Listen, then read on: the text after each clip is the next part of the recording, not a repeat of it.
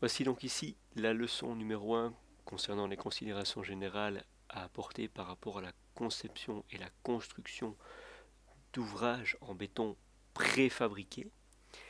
Donc comme c'est une première leçon, on va rester de manière générale sur le descriptif des potentialités qu'il y a d'utiliser le béton fabriqué pour réaliser des structures petites, moyennes, voire grandes. Donc il faut savoir qu'au départ, le but de l'utilisation et la création de l'utilisation de ce béton préfabriqué, c'est en fait de la part des entrepreneurs de vouloir se prémunir de l'action des intempéries, du gel et autres qui freinaient à un moment donné les rendements par rapport à des structures en coulée sur place. Donc quand on coulait du béton sur place, si gelait, on n'avait peut-être pas les adjuvants à l'époque qui permettaient de réaliser le coulage malgré le gel.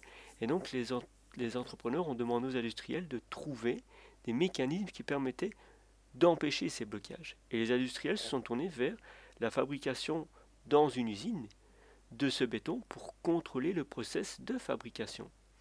Et ça a permis, comme on peut le voir là-dessus, vis-à-vis de l'évolution à droite des classes de résistance du béton et l'amélioration des qualités de ciment, d'avoir des bétons plus performants et de mieux maîtriser la matière.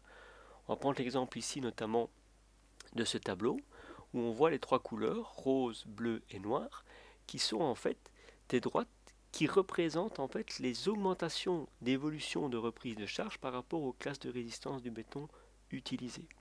J'explique, je vais prendre notamment l'exemple ici d'une colonne par exemple 30 par 30, donc qui ferait un carré de 30 cm sur 30 cm en béton, et qui serait armé de 4 barres d'acier de diamètre 25 mm dans chaque coin.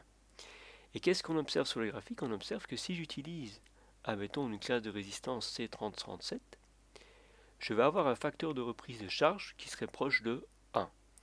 Par contre, si je prends exactement les mêmes dimensions de colonne, mais qu'à la place d'un C3037, je vais chercher ici un C90, C90 115 par exemple, là, qu'est-ce que je vois? C'est que pour la même colonne, je ne reprends plus la même charge, mais 2, alors on va dire 2,1 fois ce qu'elle a été capable de reprendre quand elle était construite cette colonne en C3037.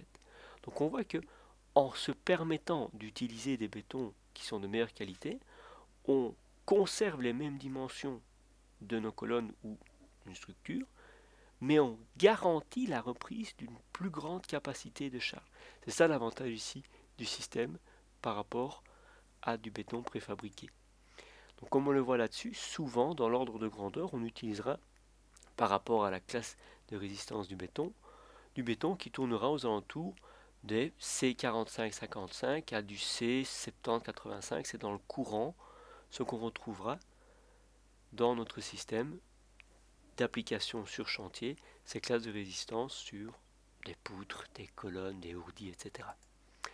Quel est le type de béton qu'on va utiliser là-dessus? On va utiliser du béton autoplaçant. Alors ce béton autoplaçant est un béton qui est très liquide avec un étalement énorme. Mais pourquoi est-ce qu'il doit être aussi liquide? Parce qu'il doit pouvoir se loger dans des coffrages et essayer d'aller prendre tous les espaces disponibles dans ce coffrage pour bien créer la forme avec le moule voulu. Donc l'inconvénient du système, c'est que ce béton, comme il est très liquide, il exerce de grosses poussées sur les coffrages et donc on doit utiliser, comme on le voit sur les illustrations ici, des coffrages métalliques et pas des coffrages en bois ou des coffrages en alu. Donc là, la poussée est un petit peu plus importante. Par contre, comme il est très liquide, il n'y a quasi presque pas besoin de le vibrer. Il y a un bullage qui est un petit peu moins présent que si on utilisait un béton un petit peu plus sec. Comment est-ce qu'on arrive au départ d'un béton normal à un béton autoplaçant? On y arrive grâce à l'utilisation d'adjuvants qui sont des plastifiants, voire des super plastifiants. Donc ça veut dire que dans ce cas-là, on conserve la même teneur en eau, ici, mais on augmente, par la droite A, l'ouvrabilité du mélange. Donc on garantit une meilleure ouvrabilité, un meilleur coulage de notre béton.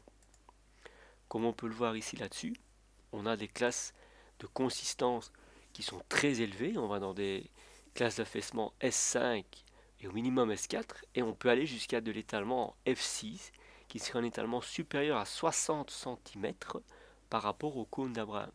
Donc là, on voit qu'on est vraiment dans des bétons qui sont excessivement fluides, puisque la moyenne courante, comme vous le voyez, on prend souvent du S3, F3, qui est le cas le plus courant, à savoir une classe de consistance plastique. Quelles sont les possibilités que l'on a comme réalisation par rapport à ce béton de plaçant? On le voit, on peut faire des courbes qui sont tout à fait particulières, courbes, et faire vraiment un hall de cintrage, ou même créer ces éléments de béton courbes pour des façades de bâtiments. On voit ici l'école européenne à Olivier-Saint-Lambert, où on voit vraiment quelque chose qui est vraiment bien structurellement établi et qui permet de garantir une stabilité générale du bâtiment. Quel est le but aussi principal du point de vue de l'industriel? C'est de pouvoir se dire que avant, lorsqu'on construisait, j'invente par exemple un plancher en, béton, on utilisait un plancher en béton plein. Donc on faisait des dalles complètes pleines. Et on s'est aperçu que en ayant une meilleure connaissance et une meilleure capacité du béton préfabriqué, avec des classes de résistance plus élevées, on pouvait diminuer finalement la quantité de matière nécessaire pour une même garantie structurelle.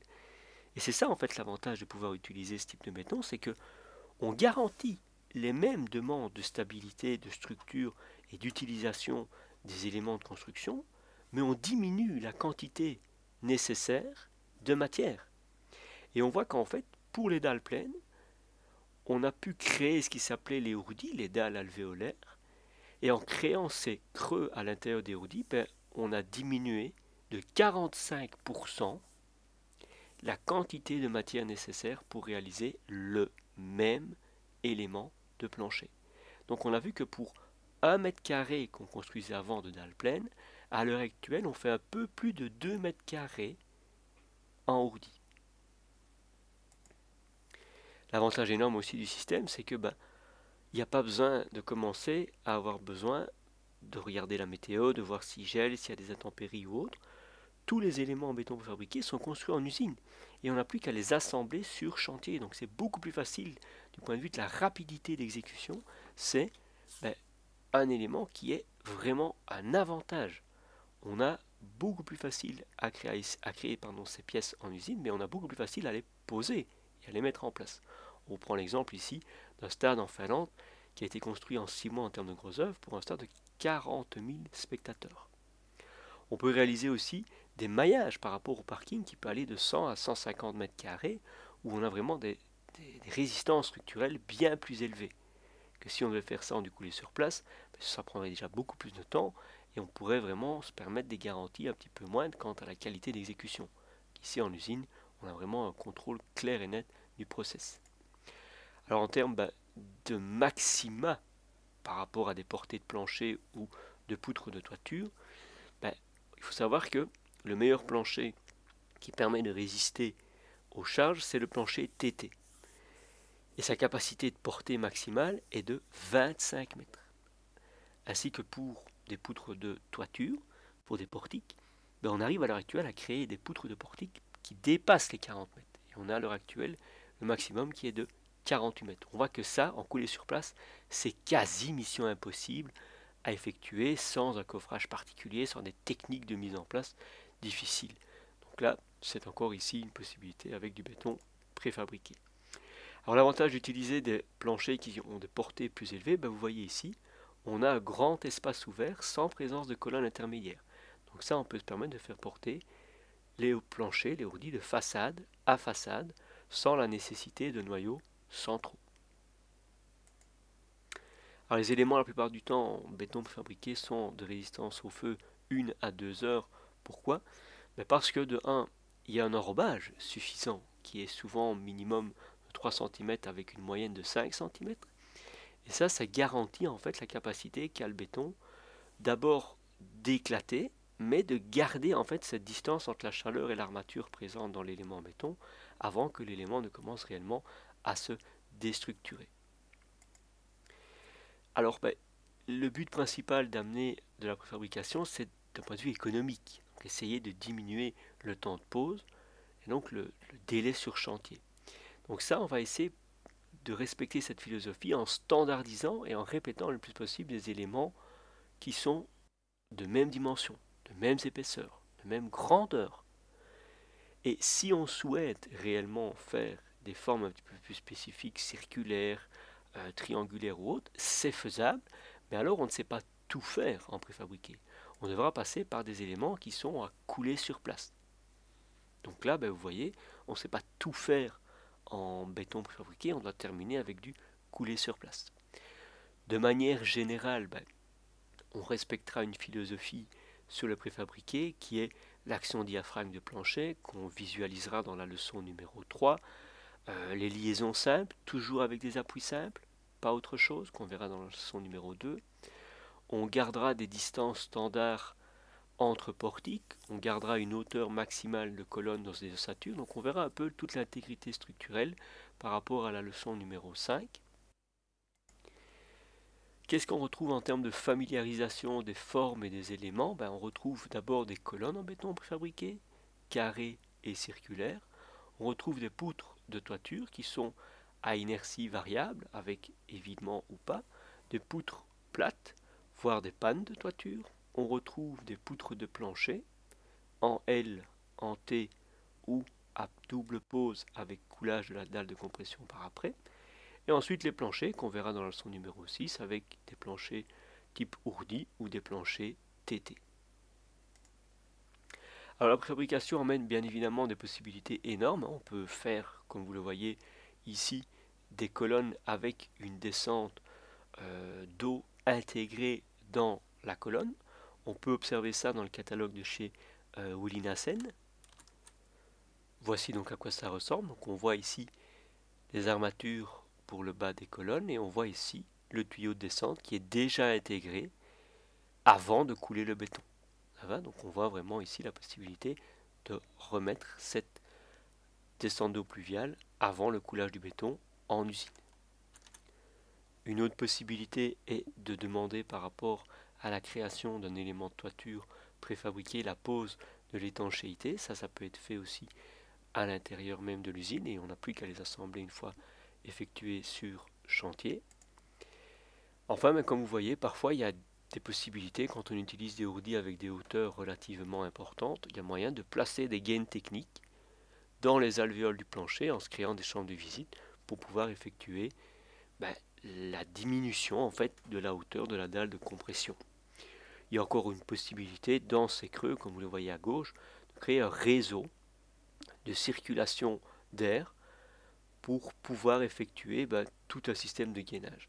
Certaines sociétés à l'heure actuelle sont en train d'imaginer le système par rapport à un chauffage. Donc là, c'est encore en phase de test puisqu'il y a un phénomène d'étanchéité aux conduites qui reste relativement importante. Donc ça reste vraiment quelque chose de provisoire dans les projets que les entreprises sont en train d'effectuer dans la préfabrication. Donc ceci clôture la première leçon sur ce béton préfabriqué.